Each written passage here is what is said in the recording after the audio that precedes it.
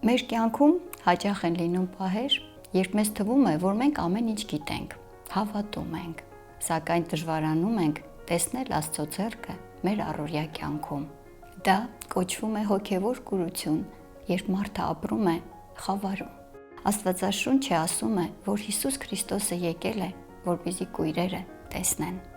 Աստված ցանկանում է բացել մեր աչքերը։ Նա ուզում է օգնել մեզ դուրս գալու այդ խավարից, որպեսզի մենք սկսենք տեսնել ոչ միայն մեր ֆիզիկական աչքերով, այլ սրտով և հավատքի աչքերով։ Երբ նայում ես աշխարհին, տեսնում ես խավար և դառը իրականություն։ Իսկ երբ նայում ես Աստվածաշնչին, տեսնում ես լույս և հույս։ Ամեն օր նայեք Քրիստոսին Աստվածաշնչի էջերում և փնտրեք Նրան աղոթքներում։